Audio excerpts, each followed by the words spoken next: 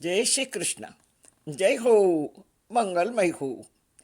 આ બધી જ જીવનની પરીક્ષાઓ છે. સારું જગત પરીક્ષાનો હોલ છે. આપણે બધા એ પેપર લખવાનું છે. સમજો કે આ જગત નાટ્ય મંચ જ છે. આપણે બધા જ જીવન નામનું નાટક ભજવી રહ્યા છીએ. બધાને પાત્રો ભજવવાના હોય છે.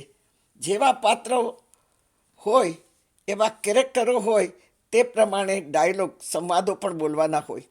બધાને સંવાદો લખીને ફાઇલો આપી હોય. સંવાદો પાકા કરવાના છે. ડ્રેસનું ફિટિંગ જોવાનું છે. આવી વગેરે વગેરે કેટલી બધી તૈયારી કરવાની હોય. આવું એક પ્રસંગ સંભળાવું. એક નાના એવા ગામમાં એક નાટક મંડળી આવી. આ આગલે દિવસે આ મંડળી એ ગામમાં જમાયું.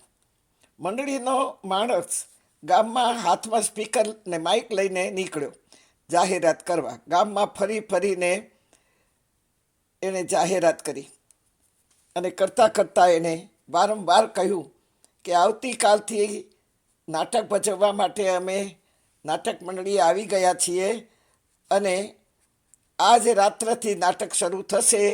8 થી 12 વાગ્યા સુધી રામલીલા નાટક અને એમાં મુખ્ય નાટકનું પાત્ર છે રાવણ વધ ભજવાશે.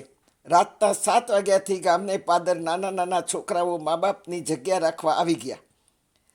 પોતપોતાના પાથરણા પાથરી દીધા ને જગ્યા બુક કરી લીધી.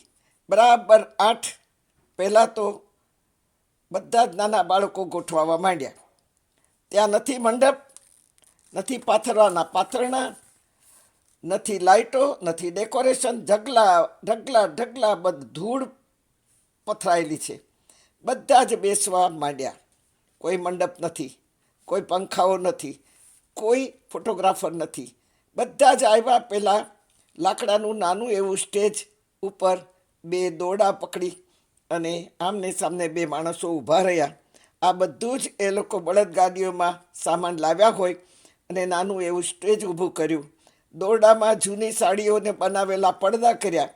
નાટકની તૈયારી ચાલુ હતી.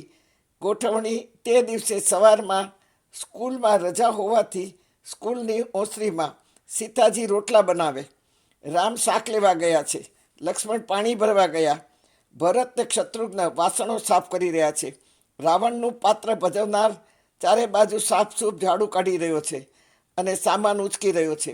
બધા જ પાત્રો જે નાટકમાં હતા તેઓ વાસ્તવિકતાથી ઘરકામ કરી રહ્યા છે. હનુમાનજીનું પાત્ર ભજવનાર દેખરેખ રાખતા અને સલાહ સૂચનો દેતા તૈયાર થઈ રહ્યા છે. હા, મોટેથી પોતાનો સંવાદ પાકો કરતા રહ્યા છે હનુમાનજી. પ્રોડ્યુસર સ્ટેજ ઉપર વ્યવસ્થા જોઈ રહ્યા છે. ગામના લોકો ઉભરાઈ રહ્યા છે. ધક્કા મૂકી થઈ રહી છે. નાના ગામડામાં થિયેટરો ના હોય પણ 12 મહિને એકાદ નાટક મંડળી આવે અને લોકોને ખુશ કરે. કોઈ પૈસા ન દે પણ ખેડૂતો શાકભાજી અનાજ લાવીને દે, જરૂરતની વસ્તુઓ બધી દે, પહેરવા માટે કપડાં દે, બહેનો પાથરવાના આપે, ઓઢવાના પણ આપે અને સરસ મજાની સગવડ બધા કરી દે. કોઈ રસોઈ કરીને પણ દઈ જાય. બહુ સરસ રીતે આ કાર્ય ચાલે.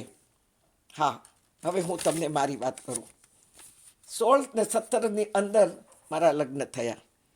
સીધું મારે ગામડામાં જ રહેવાનું હતું. મારી જિંદગીમાં મેં ગામડું જોયું નહોતું અને હું ગામડામાં રહી. મારા પતિ મુંબઈ હતા. હું મારા સાસુ પાસે રહી. મારા 3 જેઠાણીઓ, નણંદો, બધું બહુ જ મોટો પરિવાર ને સૌથી નાનામાં નાની હું. અમારે ત્યાં પણ એક આવી નાટક મંડળી આવી. હું તો ભૂલી ગઈ કે હું આ ગામની બહુ છું, કારણ કે મને કોઈ કાંઈ કહેતું જ નહીં. મને બહુ પ્યારથી સંભાળતા, નાની હતી બધાથી એટલે. તો છોકરાઓ બધા દોડવા માંડ્યા.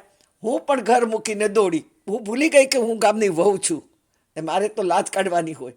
લાજનો ઘૂમટો આમ ઉડાડ્યો અને હું સીધી પહોંચી નાટક મંડળીમાં. બધા કરતાં હું આગળ બેસી ગઈ બધાની સાથે. ગામના લોકો જોઈ રહ્યા.